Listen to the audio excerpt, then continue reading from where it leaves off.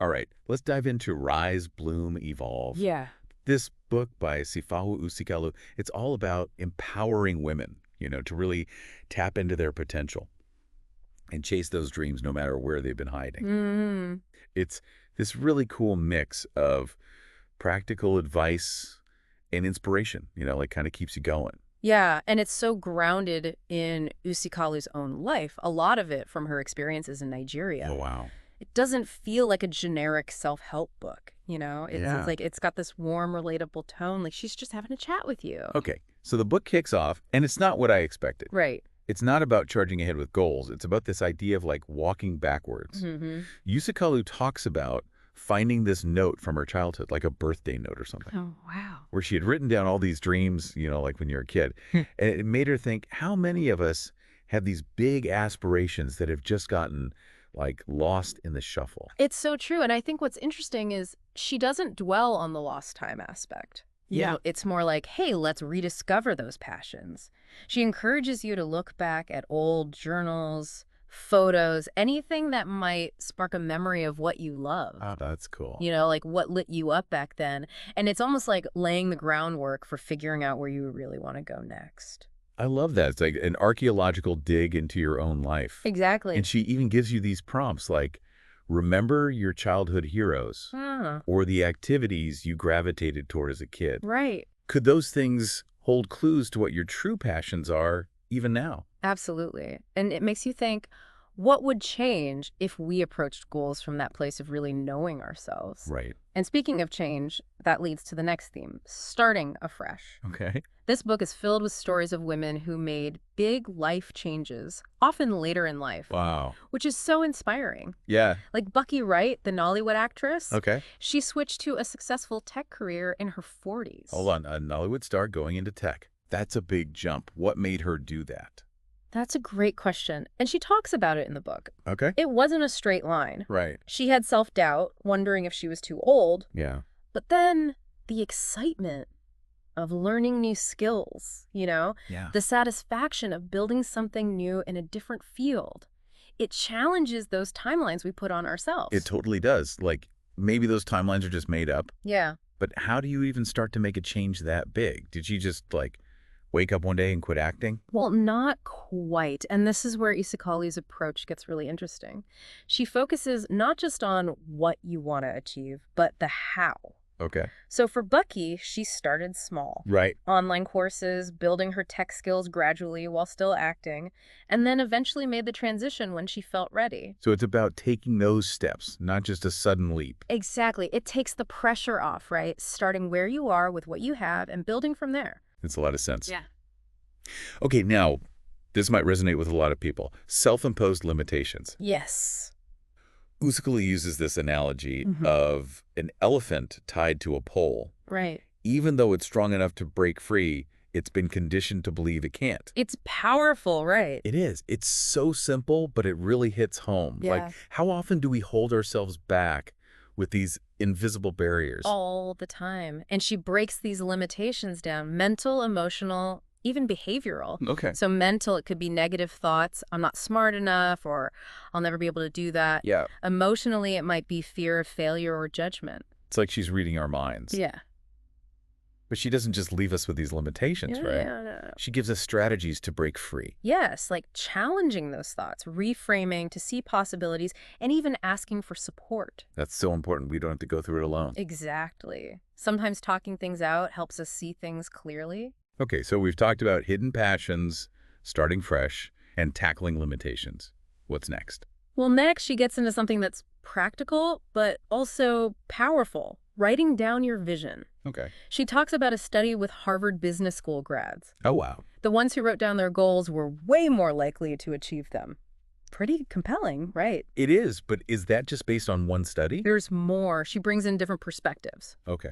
Journaling, not just for goals, but for clarity, reducing stress, even boosting creativity. Mm.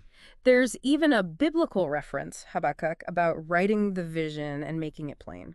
I have to admit, I've always been skeptical of journaling. Seems a little woo-woo. But if it helps with clarity and focus, maybe I need to reconsider.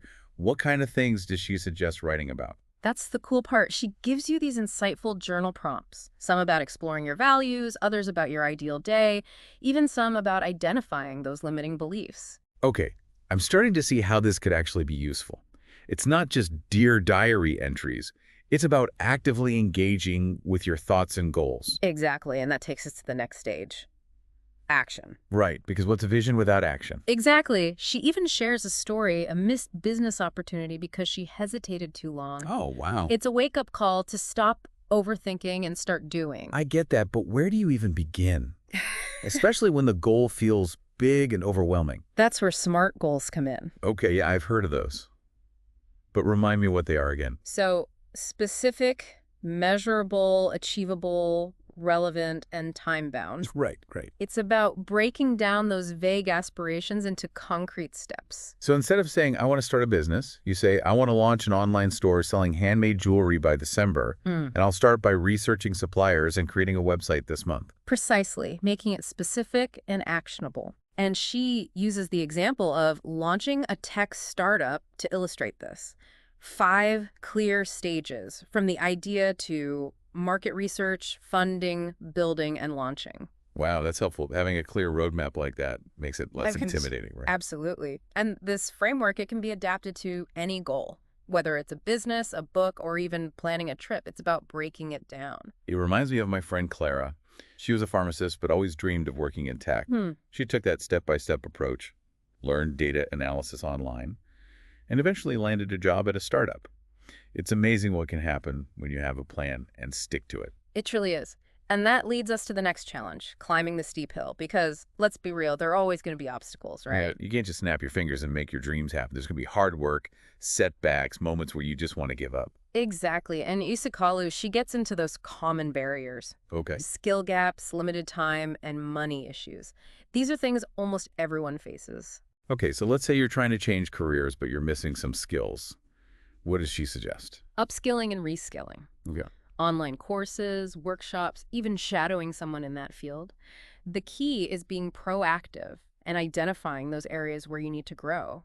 So you're not waiting for an opportunity to just appear, you're preparing for it. Exactly.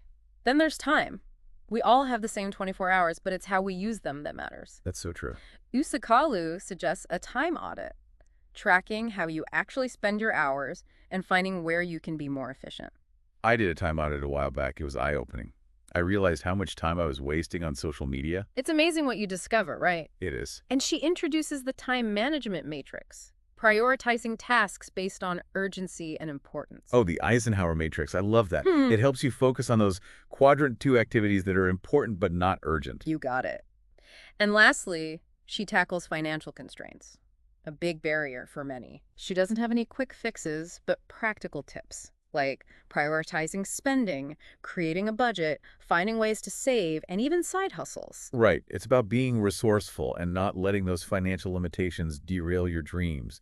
There are always ways to work around them. Absolutely. And that takes us to a theme that's close to my heart: don't walk alone. Okay. She draws on the African philosophy of Ubuntu, which emphasizes the interconnectedness of all people. I've heard of Ubuntu, but how does it relate to achieving goals? It's this beautiful concept, meaning I am because we are. Wow. We're all connected and we need each other. In the book, it's about recognizing that asking for help is not weakness, but self-awareness. She shares a story about a friend who was struggling to finish her master's degree while pregnant. Oh, wow. What got her through was the support of her community. It makes sense. We're not meant to do everything alone. When I started my coaching business, I felt so overwhelmed. But having a mentor and an accountability partner made all the difference. It's huge, and she gives you steps to build that network. Oh, that's cool. Like identifying your needs, expanding your circle, finding mentors, and maintaining those connections. It's being intentional about those relationships. Okay, we've covered a lot. Uncovering those passions, making big changes, tackling limitations, setting goals, overcoming obstacles, and building a support system. What else is there? Well, now she tackles something interesting, but maybe less talked about: the success trap? Okay. This idea that we can become complacent after reaching a certain level of success. Oh, I've seen that happen. Yeah. People achieve a big goal and then just coast. Yeah, But isn't contentment good? Why not be happy with what you've achieved? it is, but she encourages us to examine our motivations. Okay. Are we settling out of fear, afraid to push further because we might fail? Right. Or are we truly content because we're living in alignment with our values? It's a question to ask. It is. So how do we avoid this success trap? She emphasizes the importance of a growth mindset, Okay. seeing challenges as learning opportunities, embracing feedback, and always seeking ways to improve. She also talks about surrounding yourself with ambitious people who inspire you Yeah. and keep setting new goals even after you've achieved others. It's about constant evolution. That reminds me of Alawad, someone I admire. Hmm. She's always pushing herself to learn and grow. She's achieved a lot, but she's never satisfied. Always looking for new challenges, and it's inspiring to be around her. That's a great example. Sometimes the people around us are our best teachers. Okay, so we've talked about avoiding the success trap, Hmm. but what about when things don't go as planned? Failure. It's tough to deal with. It's true, and she approaches it with a lot of sensitivity, Okay. starting by sharing her own experience of struggling with her coaching business at the beginning. Oh, really? It normalizes failure as part of the process, not a reflection of your worth. I think that's important. We often see those perfect versions of success, but don't hear about the struggles. Exactly, and she reminds us that failure is not the opposite of success, it's part of the journey. Okay. And then she offers advice on how to deal with it. Okay, I'm listening. What does she say? Well, first, acknowledge your feelings. It's okay to be disappointed, frustrated, even angry when things go wrong. Yeah. But don't dwell on it too long. It's about finding a balance, honoring your feelings, and then shifting your focus to action. So it's not about pretending the failure didn't happen or that you're not affected by it, but it's also not about dwelling in self-pity. Right. It's about feeling those emotions, learning from them, and moving on. Exactly. And that's where she introduces this framework for dealing with failure, 7 key steps. It starts with accepting responsibility, not blaming yourself, but empowering yourself. I like that. Owning your mess, not making excuses. Yes. Then, analyzing what went wrong. Like a detective, Mhm. examining the situation objectively. What were the factors? What could you have done differently? What are the lessons? It's interesting how she uses that detective analogy again. First, it was for uncovering passions. Now it's for dissecting failures. Makes it less scary, like a puzzle to solve, not a personal attack. Exactly. And she encourages you to write down your learnings, turning failures into data points to improve your approach next time. Okay. She also highlights seeking support during those tough times, reaching out to your network, a mentor, even professional help if needed. It goes back to Ubuntu, right? We don't have to go through it alone. Exactly. And what's fascinating is how she connects this back to a growth mindset. Failure is not defeat, it's a stepping stone. That's a powerful way to look at it. It takes the sting out of it. It does. And she shares tips for bouncing back after setbacks, like setting smaller goals to regain confidence. Okay. Celebrating small wins and recognizing progress isn't always linear. This is so insightful. I'm seeing Rise, Bloom, Evolve as more than just a self-help book. It's a guide. It's a guide for navigating life's ups and downs. Yes. And becoming the best version of yourself. It is. And we've only just scratched the surface. I know. Well, we're going to have to pause here for now, but don't worry. We'll be back in part 2 to dive even deeper into Rise, Bloom, Evolve. Until then, keep those dreams alive and those sleeves rolled up. Welcome back to our deep dive into Rise, Bloom, Evolve. We left off talking about failure, but Usikalu doesn't end there, you know? Right. She shifts to this idea of cutting your losses, which I found really empowering. You know, that chapter title really got me thinking. What does she mean by cutting your losses? Is it like giving up on your dreams? Not at all. It's about recognizing when something's not working, you know? Yeah. And having the courage to move on, being strategic with your energy. Okay, so not giving up entirely, just being smart about where you focus. Right. I like that. But how do you know when it's time? What if it's just a temporary setback? That's a good question. She has you reflect on a few things. Okay. First, are you genuinely passionate about it? Or is it obligation, maybe even fear? Okay. Second, have you really given it your all? And third, are there other opportunities that might be a better fit right now? So it's about being honest with yourself, really looking at the situation. But what if you've put so much into something? Yeah. Isn't it hard to let go, even when you know it's not right? Absolutely. It can be tough. And she acknowledges that. It's important to let yourself feel those feelings, the disappointment, the frustration, maybe even grief. Right. Process those emotions before making any decisions. That makes sense. You can't just ignore them. Right. That. They'll come back later. But how do you actually move on from those feelings? Well, she provides a helpful framework. She calls it the 7 steps to strategic detachment. Okay. It builds on that 7-step framework we discussed for dealing with failure. Oh, right. Accepting responsibility, analyzing what went wrong, seeking support. Exactly. Those steps are still relevant here, but she adds a few more. Okay. Like reframing the experience. Can you see it as a learning opportunity, not a failure? I like that. Finding the silver lining. Yeah, what did you learn? What can you apply to your next endeavor? Exactly. And she also says to celebrate your courage for making that decision. It's not easy letting go, so acknowledge that strength. That's a good point. We often focus on the negative side of letting go, but it's about taking control, making choices that align with your goals. Absolutely. And lastly, shift your focus to the future. What new possibilities are there now? Right, like closing one door and opening another. Yeah. Who knows what's waiting on the other side? Yeah. But how does this all actually work in real life? Well, she has some great examples in the book. One is about a woman working towards a medical career, med school, doing all the right things. Wow. But she wasn't happy. Oh, no. It was her family's expectation, not her passion. That's a tough realization, especially after investing so much. What did she do? She cut her losses, Yeah. left med school, and started her own business, doing something she loved. Wow. So inspiring. It shows it's never too late to change course. But I imagine it wasn't easy. Of course not. She talks about the self-doubt, the struggles, the judgment. But she persevered, built her support network, and achieved her goals. It's a reminder that even when you're doing what's right for you, it's not always easy. But if you're committed, you can make it happen. Absolutely. And that brings us to the final chapter where Usikalu ties it all together.